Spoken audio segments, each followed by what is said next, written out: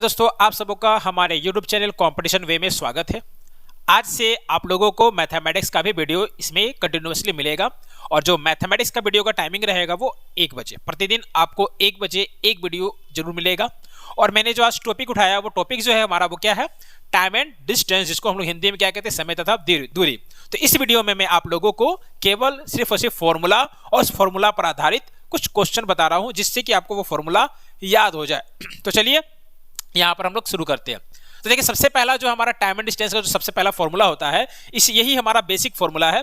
इसी फॉर्मूला से हमारा और भी फॉर्मूला निकला है। पहला क्या है, चाल बराबर दूरी बटा समय। चाल बराबर दूरी बटा समय। अगर हम इंग्लिश का बात करें तो स्पीड बराबर डिस्टेंस अपॉन टाइम। ये आप लोगों को क्या करना है, याद रखना है। इसी फॉर्मूला से निकला है समय का वैल्यू। समय बराबर क्या होता है, दूरी बटा चाल होता है। कुछ भी नहीं करना है, इस फॉर्मूला को याद रखना है। समय को उठाकर यहां कर दीजिए और चाल को उठाकर के यहां कर दीजिए तो समय बराबर क्या हो जाएगा, दूरी बटा चाल हो जाएगा। इंग्लिश में अगर हम बात करें तो टाइम इज इक्वल टू क्या होता है, डिस्टेंस अपॉन स्पीड होता है। ठीक है, उसके बाद हम लोग चलते हैं दूरी।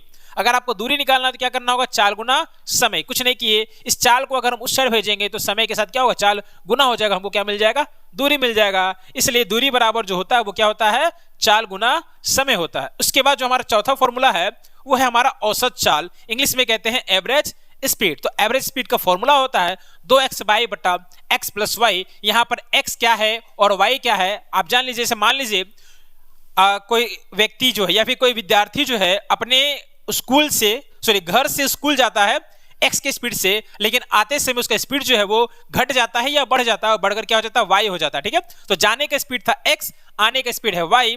तो जब उसका एवरेज स्पीड आपसे पूछा जाएगा तो फॉर्मूला आपको 2 into X into Y upon X plus Y लगाना होगा, क्योंकि उसके घर से स्कूल का दूरी और स्कूल से घर का दूरी क्या है, एक समान है। तो ध्यान रहे एवरेज स्पीड का फॉर्मूला ये वाला तभी लगेगा जब चली गई दूरी, मतलब जाने का जो दूरी है और आने का दूरी जो है वो एक समान होना चाहिए।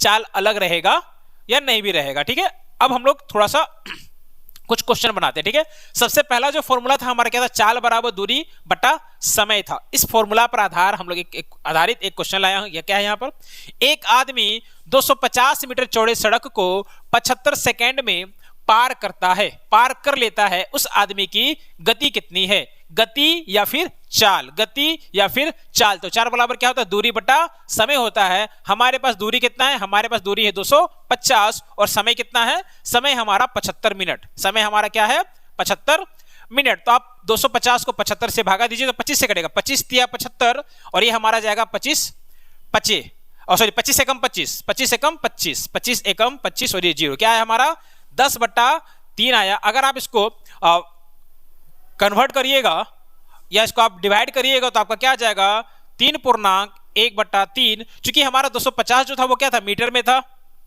और नीचे में क्या था हमारा समय जो वो सेकेंड में था, इसलिए क्या हो गया, मीटर पर सेकेंड। तो हमारा इसका आंसर हो गया 3.1/3 मीटर पर सेकेंड, जो आपको यहां पर फर्स्ट वाले ऑप्शन में दिखाई दे रहा होगा।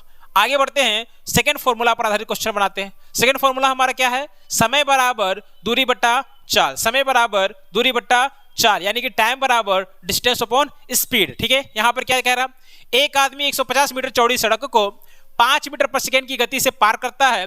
उस आदमी द्वारा सड़क पार करने में कितना समय लगेगा, उस आदमी द्वारा सड़क पार करने में कितना समय लगेगा या कितना समय लिया जाएगा। तो ये बनाना है हम लोगों को। हमारे पास क्या क्या दिया हुआ है, डिस्टेंस दिया हुआ है और क्या दिया हुआ है, स्पीड दिया हुआ है यानी कि चाल दिया हुआ है। हमको बताना क्या है, हमको बताना है समय। तो समय बराबर क्या होता है, दूरी बटा चाल। दूरी हमारा 150 है और स्पीड हमारा कितना है, 5 है। अगर आप इसको काट देते हैं तो ये कटेगा 30 बार में, कितना बार में, 30 बार में, यानी क्या आएगा हमारा 30 सेकेंड आएगा। ठीक है, हमारा आंसर क्या आएगा, 30 सेकेंड। तो वो जो सड़क को है 30 सेकेंड में पार कर लेगा। ठीक है, इसी तरह से हम लोग चलते हैं अगला फॉर्मूला, थर्ड नंबर फॉर्मूला पर आधारित क्वेश्चन बनाने।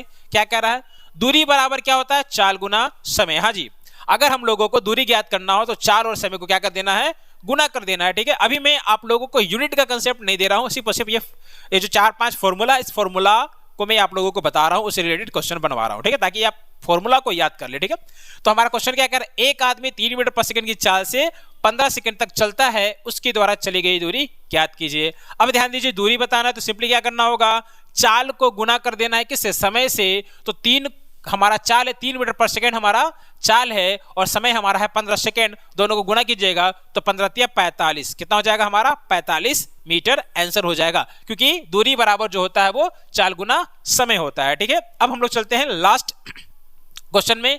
क्या है औसत चाल। औसत चाल क्या होता है 2x बटा x प्लस वाई। यह क्या रहा है, यहाँ कह रहा है संदीप अपने घर से स्कूल 10 मीटर पर सेकेंड की चाल से जाता है तथा वापस 8 मीटर पर सेकेंड की चाल से आता है।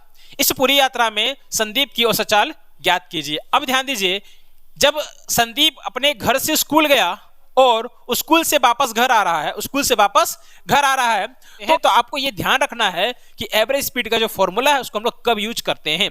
अब यहां पर ध्यान दीजिए, अब सिंपली क्या करना है, यहां पर एक 10 दिया हुआ है और एक क्या दिया हुआ 8 दिया, क्या लिखना है 2 गुना x गुना y और नीचे में x प्लस y। अब इसको सिंपली आप क्या कीजिए सोल्व कर लीजिए।